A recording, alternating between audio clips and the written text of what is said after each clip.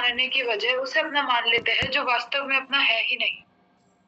हम मुंह से तो ये कह देते हैं कि हमने ममता और कामना का त्याग कर दिया, पर जब हमारे पर कोई परिस्थिति आती है तब हम रोने लग जाते हैं। तो इसका मतलब हमने केवल सुना और माना, पर उसे जीवन में नहीं उतारा।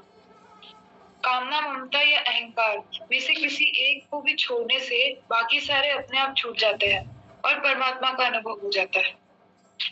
कितनी भी भारी परिस्थिति आए, पर मैं पाप नहीं करूंगा, यही संबंध विच्छेद है। यदि हम शरीर से संबंध तोड़ देते हैं तो मौत का भी डर नहीं रहता। अब चाहे सांस कितनी भी हो, हम तो जब तक शरीर में शक्ति है अपना कर्तव्य करेंगे, जब तक शरीर है तब तक सेवा करेंगे। कोई गलती होने पर उसे वापस न दोहराने का निश्चय करके भगवान से प्रार्थना करो, तो भगवान जरूर माफ कर देंगे और मदद करेंगे। नारायण नारायण नारायण नारायण। वाह, बहुत अच्छा।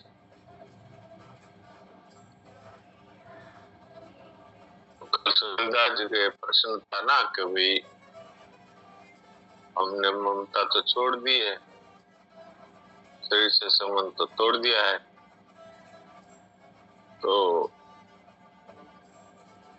उसकी कसौटी ये है कि फिर शरीर पे कोई रोग आ जाए तो कोई चिंता नहीं हो, घबराहट। हाँ, उसका इलाज करो, उसकी दवाई करो, उसका पथ्य परहेज करो, ये ठीक है। पर दुखी होना, परेशान होना, टेंशन में आ जाना, ये तो सिद्ध करता है ना कि हमारी ममता है। नहीं तो संसार में इतने शरीर है, उनमें रोग भी आते हैं और मर भी जाते हैं, तो हमें क्या तकलीफ होती है? कुछ नहीं। कारण क्या है कि उनसे हमारा कोई संबंध नहीं, उनको मेरापन नहीं हमारा उनके साथ। तो इसलिए ये बात साधक को अपने बारे में हमेशा इसको देखना चाहिए कि क्या हमने बात को सुना और सीखा है, या कि इस बात को हमने जीवन में स्वीकार किया। सुना और सीखा हुआ तो बताने के काम आ जाता है, लेकिन हमारे जीवन में जो परिस्थितियां आती है उससे जो हम प्रभावित होते हैं, ये बीमारी नहीं मिटती। ये तो तब मिटती है जब हमने इस बात को सुना और स्वीकार किया और फिर इस पर टिके रहे। स्वीकार करने का सही अर्थ तो ये होता है, जैसे हमें पता लग गया कि ये जो चीज है इसको हम खा रहे थे और किसी ने आके कह दिया इसमें जहर है, तो हमने उसको वहीं पे वापस रख दिया, खाया ही नहीं। तब हमने सुना और माना। लेकिन अगर हमने सुना लेकिन खा गए, तो हमने सिर्फ सुना लेकिन उसको स्वीकार नहीं किया, तो इसका परिणाम होता है कि हमारे जहर का असर हो जाएगा। इसी तरह से यदि हमने ममता को छोड़ने के बारे में सुना और फिर ये मान लिया कि अरे हम तो ममता रहित हो गए, लेकिन जब मौका पड़ा तो उस समय में हम रोने लग गए। परिवार पर कोई विपत्ति आ गई, शरीर पर कोई विपत्ति आ गई, धन चला गया, किसी ने अपमान कर दिया, हमारा पद चला गया, तो हम दुखी हो गए, रोने लग गए, घबरा गए, बेचैन हो गए। तो इससे क्या सिद्ध हुआ कि हमने सुना और सीखा, लेकिन उसको जीवन में स्वीकार नहीं किया। तो हम सब साधक हैं, तो अब हमें इन चीजों को सिर्फ सुनना और सीखना नहीं है। भाई सुनना और सीखना तो इसलिए होता है कि हमारा ज्ञान बढ़ गया, हम दूसरों को भी उपदेश करने लग गए, इससे काम चलेगा नहीं। ये तो वही बात होती है कि साधारण घरों में भी कोई मर जाता है तो आसपास के लोग आते हैं, वो पूरा आत्मा का, शरीर का ज्ञान वहां पर बोल कर जाते हैं। लेकिन जब उनके घर में मर जाता है तो वो रोने बैठ जाते हैं, और जो आसपास के लोग हैं वो जाकर के उनको ज्ञान देते हैं। तो ये जो सीखा हुआ ज्ञान है, ये खाली दूसरों को उपदेश देने का काम होता है, तो वास्तव में इससे हमारे जीवन का दुख नहीं मिटता। और इसकी महिमा इतनी है कि अगर हमने इसको स्वीकार कर लिया तो सिर्फ जीवन का दुख मिट जाएगा, इतना ही नहीं है। अनादिकाल से जो हमारे जीवन में जो पाप होते थे, जो हम जन्म मरण में जाते थे, जो 84 लाख योनियों में हम भटक रहे थे अनादिकाल से, वो सब मिट जाता है। इतनी महिमा है इसकी। और इसका अनुभव खुद को ही होता है। दूसरे आदमी तो हमारी बात सुन करके ये समझ लेते हैं, ओहो ये तो बहुत बड़े महात्मा है, बहुत बड़े ज्ञानी है, लेकिन इसका पता खुद को ही लगता है कि हमारी स्थिति कहाँ है। इसलिए हम साधक होने के नाते अपना अपना अध्ययन करें।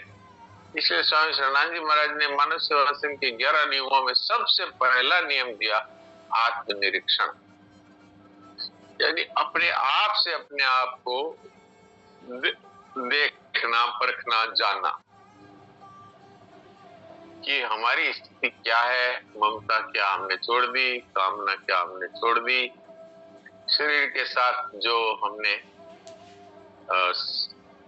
अपने आप को जोड़ रखा था, क्या उस अहंता को, अहंकार को हमने छोड़ दिया, शरीर को ही मैं मानने लगे, क्या हमने इसको छोड़ दिया।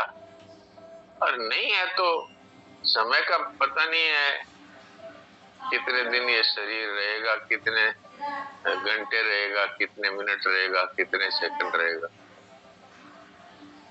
तो इसलिए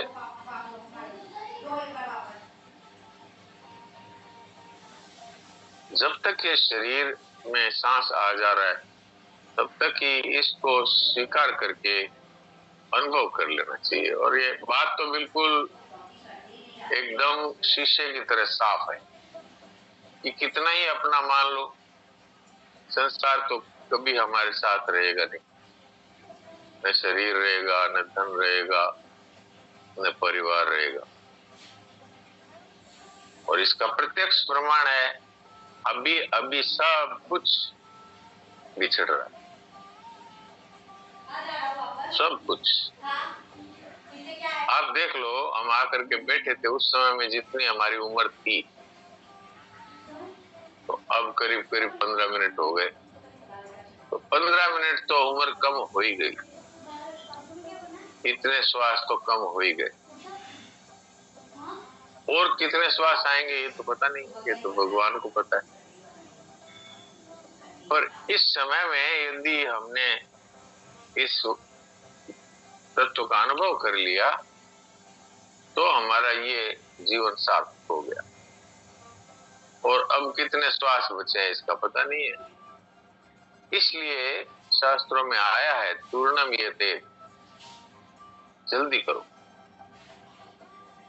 और इसमें कोई बहुत अभ्यास नहीं चाहिए कि भाई इसको रटना है, मेरा नहीं है, मेरा नहीं है, मेरा नहीं है, मेरा नहीं है। ये नहीं है, ये अभ्यास वाली बात नहीं है।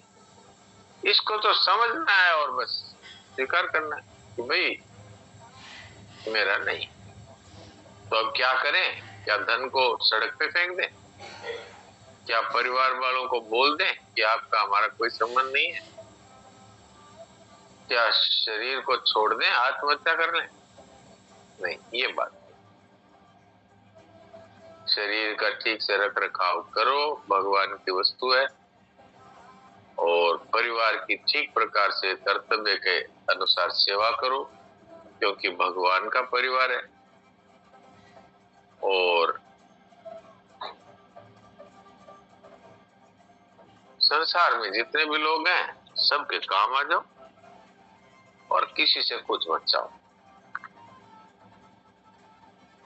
किसी को अपना मत मानो पर उसकी सेवा करो, चाहे वो परिवार का हो, चाहे वो पड़ोस का हो, चाहे वो देश का हो, चाहे विदेश का हो। अपना कोई संबंध नहीं है फिर भी सबकी सेवा करना है। वैसे संबंध देखा जाए तो शरीर की दृष्टि से जिस धातु से हम बने उसी से वो बने, और अगर आत्मा की दृष्टि से देखा जाए तो उसी परमात्मा की संतान है वो भी। ऐसे देखा जाए तो हम सब एक है। इस दृष्टि से भी सेवा करना बनता है। तो दृष्टि चाहे कोई भी हो, सेवा करना है, संबंध स्वीकार करना कि भी मेरा है और ये सदा रहना चाहिए, ये कामना करना, ममता करना फिर कामना करना, ये बंधन का कारण है। इसको छोड़ना है बस। बाकी कोई शरीर को छोड़ना नहीं है, धन को फेंकना नहीं है, परिवार को कोई घर से निकाल देना नहीं है, या खुद घर से बाहर भाग जाना नहीं है, जाके गुफा में बंद हो जाने की आवश्यकता नहीं है। घर में रहो, सबकी सेवा करो, किसी से कुछ मत चाहो, किसी को अपना अंदर से मत मानो, बस इतनी ही बात। तो किसी का कोई प्रश्न है तो हाथ खड़ा करें, नहीं तो फिर देवकी जी से बात करते हैं।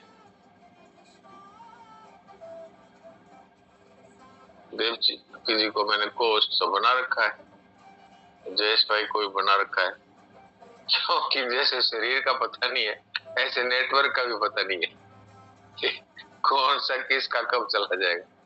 बीच बीच में अंधेरा हो जाता है स्क्रीन में, तो फिर मैं अपना चेहरा छुपा लेता हूँ कि भाई बाकी लोगों का चेहरा जो है वो कम से कम दिखता रहे, तो बात करने में सुविधा हो।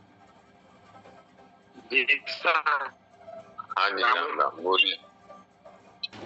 जी सर, ये सब बातों का स्वीकार करने से तो शांति स्वतः प्रकट हो जाती है। हाँ बिल्कुल, चिंता का नाश हो जाता है। हम विचार करते हैं, चिंतन करते हैं, पर इससे प्रभावित नहीं होते कैसी भी परिस्थिति हो। हाँ तो फर्क पड़ा है ना। हाँ। समझो कि ये तो स्वीकार करने मात्र से इतना फर्क पड़ा है कि पहले जितना असर पड़ता था उतना असर अब नहीं पड़ता है। और अगर हम इसको जीवें, अपने जीवन में जीना शुरू कर दें, तो फिर तो महात्मा, और इसी का नाम है महात्मा, कोई आसमान से थोड़ी बरसते हैं। जिन्होंने ममता का कामना का त्याग कर दिया वही महात्मा। आप सोचते होंगे ममता कामना तो छोड़ देंगे, पर अहंकार नहीं छूटता। एक छोड़ दीजिए, बाकी दो अपने आप छूट गए, बाकी दो अपने आप छूट गए। क्योंकि भगवान है ना, वो तो हमारा ईमानदारी का एफर्ट देखते हैं, ईमानदारी से हम किस तरह आगे बढ़ रहे हैं इसको देखते हैं भगवान। तो उनकी शक्ति भी काम करती। जब हम भगवान के रास्ते चलते हैं तो भगवान की शक्ति स्वतः काम करती है। भगवान तो करुणा सागर है ना, वो हम सब के माता पिता है। माता पिता को अगर संतान है वो सही रास्ते चलती दिखे तो कितने प्रसन्न होते हैं और फिर उसके कितनी सहायता करते हैं। तो भगवान तो हमारे अनंत जन्म के अनादिकाल के माँ बाप है, मित्र हैं, भाई हैं, बंधु हैं। त्वमेव सर्वम मम देव देव, और कृपा के समुद्र हैं। इसलिए बस हमें तो खाली इतना ही करना है कि हे प्रभु आपके सिवाय मेरा कोई नहीं, ममता का त्याग हो गया। हे प्रभु आपके सिवा कुछ नहीं चाहिए, कामना का त्याग हो गया। बस इतना ही तो बात है, बाकी काम तो सब ठाकुर का है। अपने अपने तो खाली वो जैसे बच्चा है जो हाथ ऊपर कर देता है तो बाकी काम माँ करती है, खुद ही उठा लेती है, खुद ही गोदी ले लेती है, खुद ही स्नान करा देती है, खुद ही खिला पिला देती है, खुद ही प्यार करती है। वो काम तो माँ का है। अपना काम तो दोनों हाथ उठा करके, हे प्रभु मैं आपका, मैं आपकी, बस इतना ही। फिर ये नहीं कि वो थूक करके चाटना नहीं, कि भगवान को अपना माना और फिर दूसरों को भी अपना मानते फिर रहे। पतिव्रता स्त्री की तरह, पतिव्रता ऐसी है, उत्तम पतिव्रता की बात कही है कि उत्तम परपति देखई कैसे, उत्तम के पर पुरुष इस संसार में कोई है ही नहीं, पुरुष है ही नहीं इस संसार में। उत्तम के बस असमनमाई,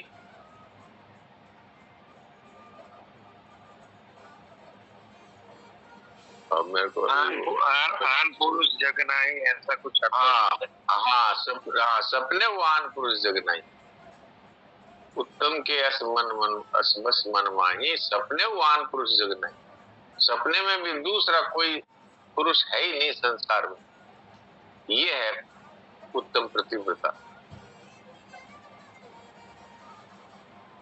तो इसलिए अपने को तो बस इतना ही करना है, बाकी काम तो सब भगवान करेंगे।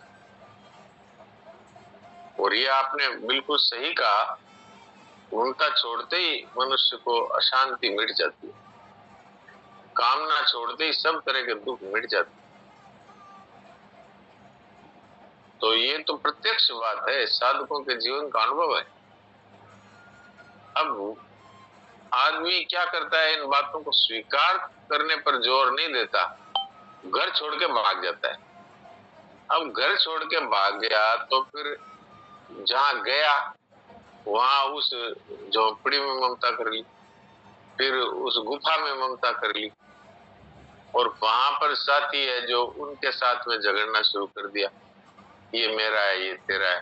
तो बात वही है, छोड़ना था ममता और कामना, छोड़ना था अहंकार और छोड़ दिया घर। अब घर छोड़ने से क्या हुआ, ममता छोड़ी नहीं, कामना छोड़ी नहीं, अब जहां गया वहीं ममता कर ली, जहां गया वहीं कामनाओं को साथ रखा, तो कुछ हुआ नहीं। वेश बदलने से कुछ नहीं होता कि भाई वो पहले सफेद कपड़े पहनते थे अब वो लाल कपड़े पहन लिए, पीले कपड़े पहन लिए, इससे भी कुछ नहीं होता। अपने आप को सही करना होगा बस, फिर और कुछ नहीं चाहिए।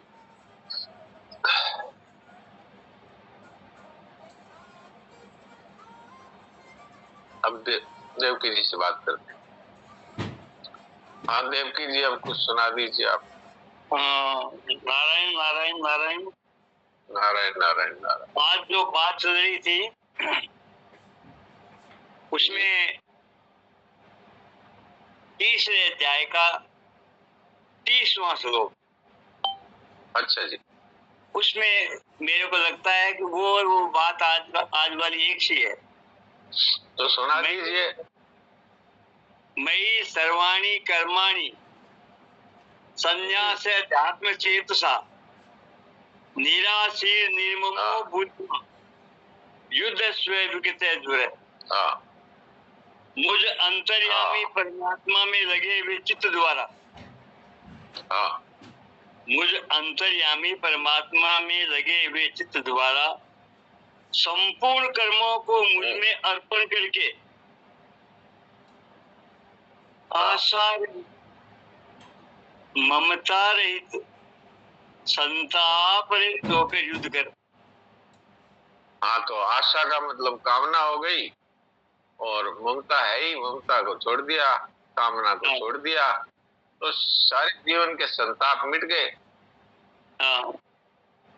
अब युद्ध करो, अर्थात संसार के कर्तव्य कर्म करो।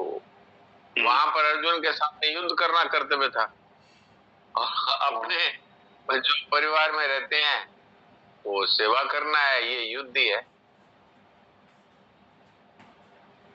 पर बस इसका इतना ही है, ममता और कामना का त्याग कर दे।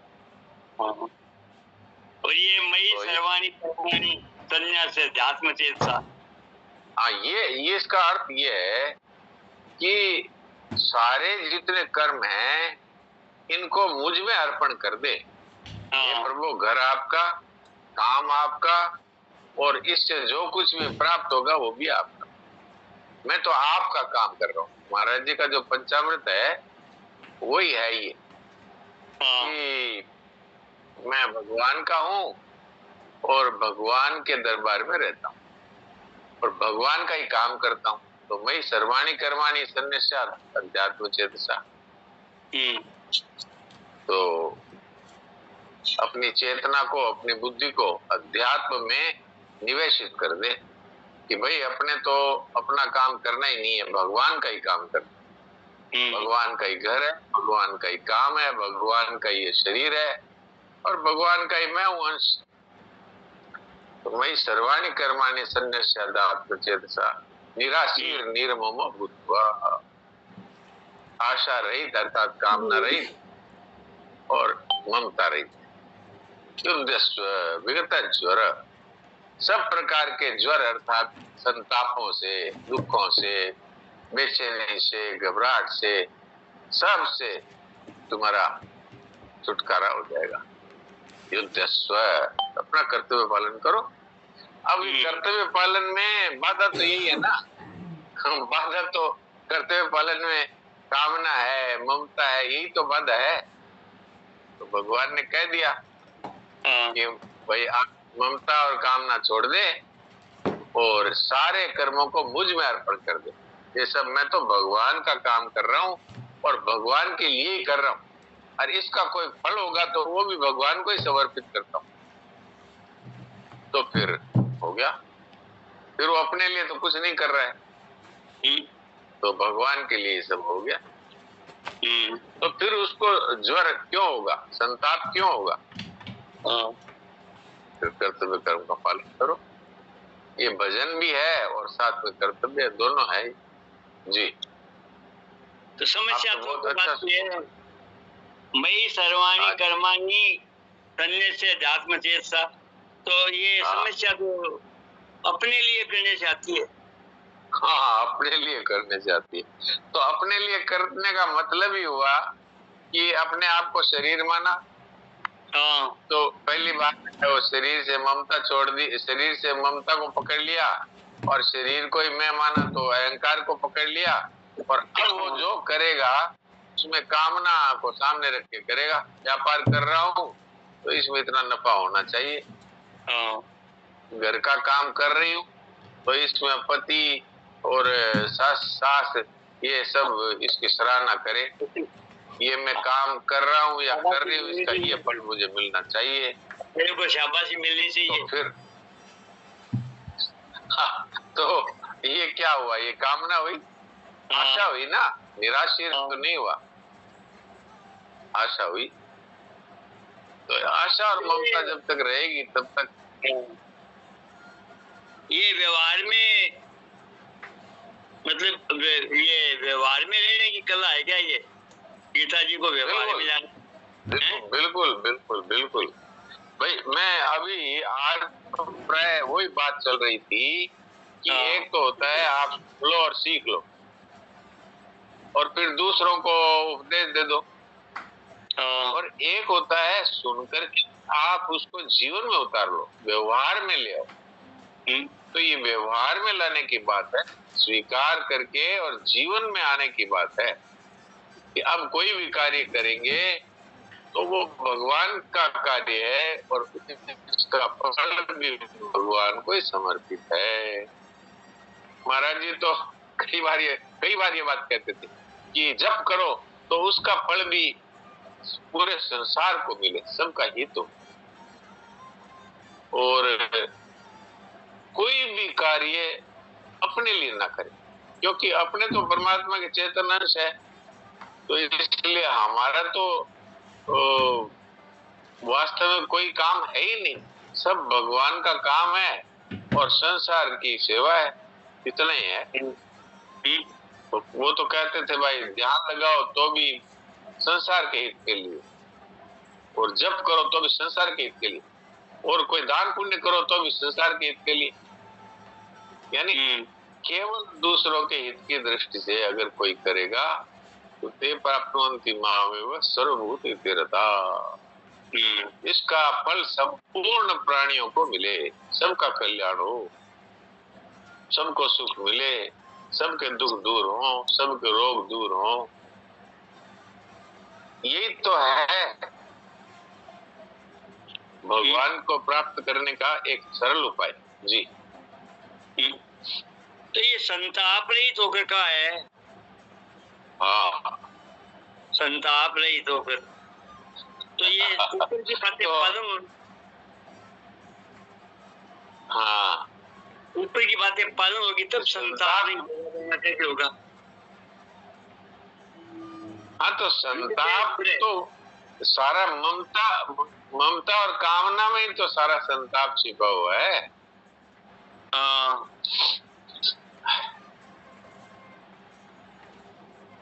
मेरा परिवार है उसके लिए मैं कर रहा हूँ, मेरा शरीर है उसके लिए मैं कर रहा हूँ, अब मैंने ये कर लिया है, अब मुझे इतना और मिल जाए तो मैं ये करूंगा, अब इतना तो प्राप्त कर लिया है और इससे और अधिक मैं प्राप्त करूंगा। इदमद् मया लब्धम् इमं प्राप्स्ये मनोरथम् इदमस्तीदं मे भविष्यति पुनर्धनम् असो मया हतः शत्रु अनिष्टे चापरानपि ईश्वरहम् अहं भोगी शुद्धोऽहं बलवान सुखी। ये हाल हो जाता है उसका फिर कि ये तो मैंने कर लिया और ये आगे और कर लूंगा और इतना धन तो आ गया और इतना धन मैं और कमा लूंगा और फिर इस तरह सुख भोगूंगा, इस तरह मैं संसार में मेरी कीर्ति फैल जाएगी। और ये सब ये ज्वर का कारण ये सारा संताप।